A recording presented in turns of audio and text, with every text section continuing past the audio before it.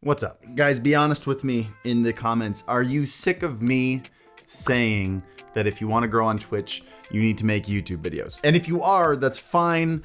I'm sick of saying it too, which is why on stream I legitimately have a button that says, haven't heard in a while, what's the best way to grow on Twitch? Oh, what a great question. The best way to grow on Twitch is to build a following on more discoverable platforms like Twitter or YouTube, and then move that following over to Twitch. I'm a broken record. It is what it is. It's probably the most important piece of advice I have to give, so I say it a lot.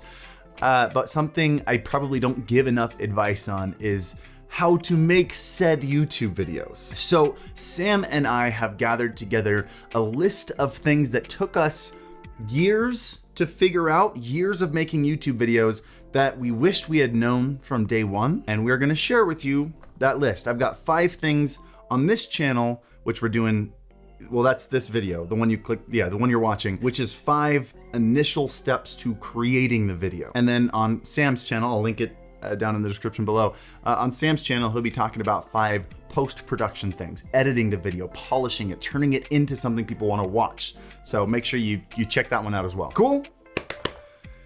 Cool. Before we get started, I want to thank the sponsor of today's video, Elgato. Apparently not Elgato Gaming anymore, just Elgato. If you've been in my streams at all, you know that the Wave 1 and Wave 3 mics are my go-to recommendation for anybody looking for a USB microphone. Nothing else compares with it right now. When you're looking at microphones, the 2 things you look for are quality and control. And generally, USB mics can give you the quality nowadays, but seriously lack any kind of control that you can get with an XLR mixer. The Elgato Wave is the only mic that comes with a full-featured mixer in the software, meaning you can control your microphone, the game, your teammates, your music, all separately, either from your computer, your Stream Deck, or your phone. So if you're looking for a solid USB microphone experience, there's a link in the description below. Go ahead and check it out. Also, if you enjoy the discussion that we're having in this video, I do a lot of just chatting on my stream. We talk about a lot of stuff like this. Feel free to come in and join. Link to that in the description below as well. Let's get started. Number 1, one of the biggest things separating a novice YouTuber from an experienced YouTuber is B-roll. For those of you who don't know what B-roll is, A-roll is what you're watching right now, me talking to the camera. B-roll is the shots that we add over it to kind of keep it interesting. The stuff you're looking at now. That was B-roll. Splicing in B-roll is a great way to keep the momentum of your video going and to keep your audience engaged. People have really short attention spans. B-roll is what gives the video variety and keeps people engaged and listening to the stuff that you have to say. It is possible that someone might really like what the video is about, but they leave because you're not stimulating them enough. I feel like a phrase like that has been like sneaking its way into every single video lately. I'm sorry. One of the excuses though that I hear a lot of people say when it comes to B-roll is if they're not into what I have to say, then they weren't a true fan to begin with. And you're right. They probably weren't. The majority of your views on your videos will come from people who are watching you for the first time. You need to hook those people. This channel, as of right now, while I film this, has 348,000 subscribers. And still, 60% of the views on this channel come from people that are not subscribed. So just shoot some B-roll. I've spent a lot of time and invested a lot into my B-roll, from cinematic cameras to camera sliders. See how nice this B-roll looks? So let's just jump to number 2 and talk about why this B-roll looks so good. It is shot in 60 FPS.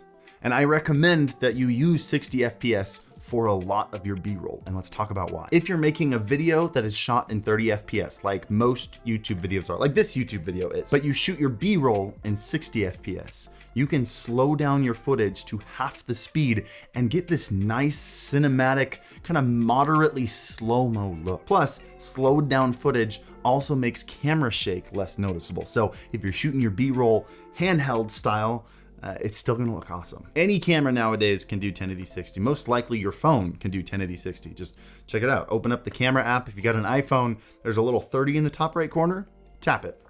Now it's in 60. When I started my business making content for other clients long before this channel took off, my camera would only shoot in 1080 30 or 720 60, and I shot all the B-roll in 720 60. I had to stretch it out to fit the frame, and I lost a little bit of resolution, but those beautiful slow-mo shots blew my clients away. Also, because I know a lot of you guys are gonna ask, in the comments, you're gonna say, well, what happens if we shoot it in 60 FPS, but we don't wanna slow it down? Which is actually a pretty good question if you've never edited a video before. But if you make your timeline in 30 FPS and you throw 60 FPS footage on it, it'll just transform it into 30 FPS footage. It'll cut out every other frame.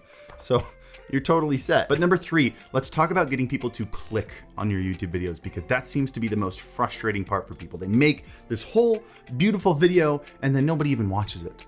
Nobody knows the video exists. Clickable content, just the obvious explanation for anyone who's not picking it up, is content that when people see it on their YouTube timeline, they feel compelled to watch it, right? They click on it or tap on it, whatever. Clickable content when you're a brand new creator is very different than when you're a large established one. You have to figure out what will draw people into watching your videos, even if they've never heard of you or your channel before, which, as we discussed earlier, most of them probably haven't. So if I were to title a video, Harris Heller's Twitch stream highlights, the only people who are going to click on that are those who know who I am, which is less than half of my viewers, and 2, are so interested in me as a person that they will watch the video without even knowing the context of what's in the highlights.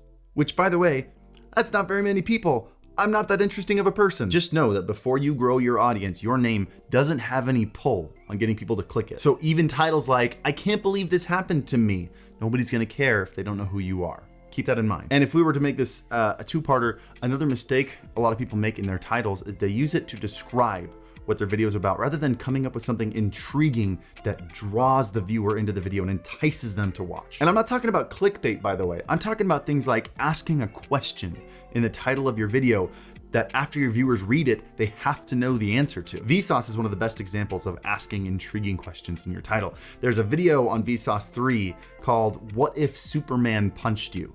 And it's not called Superman's Punch Would Make You Explode, because, oh, now I know, I don't need to watch the video, I'd explode. But what if Superman punched you makes you go, yeah, what if Superman punched you? It's hard to read that and move on because you're stuck thinking about it, and some people are probably gonna go back after they try to scroll on. When Canon released their software that allowed you to plug the camera in via USB and capture it, I could have named that video EOS Capture Utility by Canon is now released or something. Instead, I named it, Did Canon Just Kill the Cam Link? And we went into a deep discussion. It wasn't clickbait because we actually talked about that in the video, but enough people were familiar with cam links and cameras that asked a very intriguing question, and a lot of people watched that video. Just a TLDR for that whole thing, you have to be able to read your title and ask yourself, if I had no idea who this was, would I watch this video based on the title? It takes some self-awareness, but it's an important skill. Number 4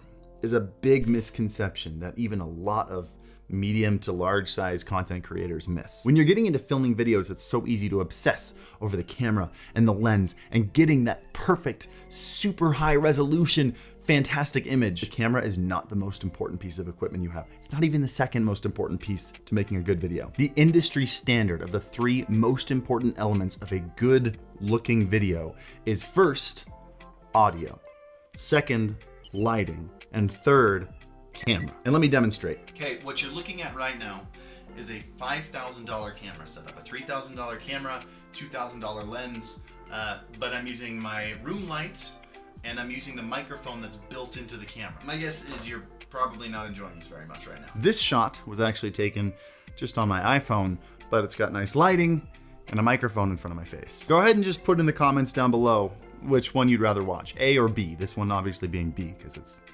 second, and that just makes sense. Even if we'd added nice lighting to the last shot, bad audio makes you so aware that you're watching a low production video that it just sucks you out of the experience. A good video makes you feel like you are a part of the content, and good audio is the thing that sucks you into that experience. I mean, I think we can all agree that a good camera is a good camera, and this shot does look better than the phone, but the camera in my rig was the most expensive of those 3. About a $5,000 camera setup, $400 mic, $200 in lights. Focus on audio and lighting and just use your phone for a little bit.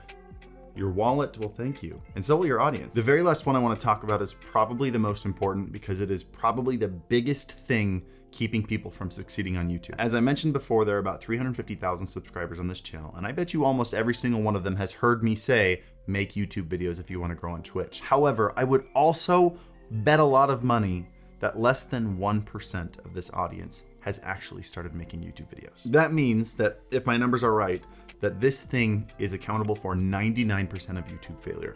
And that is hesitation. Being afraid to post something because you don't think it's good enough, or you don't think you have a good enough idea. Just start making videos about anything. It will take time. It will take dozens of ideas. It will take dozens of videos before you figure out the kind of content you want to make. It's a learning experience. But one of the first things you have to learn to do is click that upload button. Stop holding yourself back because you think an idea is not good enough. What you're going to end up doing is taking one idea and going hard with it for 2 to 3 months, making as many videos as you can, at least once a week. Go all in on that idea. And at the end of the 2 to 3 months, ask yourself what worked, what didn't work, what can I change? This is going to be an evolution. Nobody goes viral on their very first video. It takes a couple dozen. It took probably over 100 until I had any kind of a following on social media. But I learned invaluable lessons from those 100 videos. I started off making guitar videos in my dorm room in college in 2006. I need to stop saying what years I went to college. That doesn't look good. I moved on to larger scale productions. I started making music with other people. I started making music with my now wife. Then we tried making vines. Then I tried vlogging. Then I tried Snapchatting. I had to go through so many evolutions of my own content to get to where I am now. And that doesn't mean those earlier ones were failures. I needed them in order to figure out what I'm doing now. And now that you have 5 important tips on how to start making YouTube content, watch Sam's video on what to do after you've shot the content, how to edit it, how to make it look good, how to get people to hit that subscribe button once they've watched your video. Link to that in the description below. And also just a reminder, if you have any questions about this that maybe I missed, feel free to jump into my Twitch channel. Again, link in the description below. And as always, happy streaming. That's my nade. Come on! Harris, it literally landed on top of me. He's right here healing. He's prone. Are you kidding me? Harris? I did. That was my nade. Harris, you can't say that's my nade and it bounces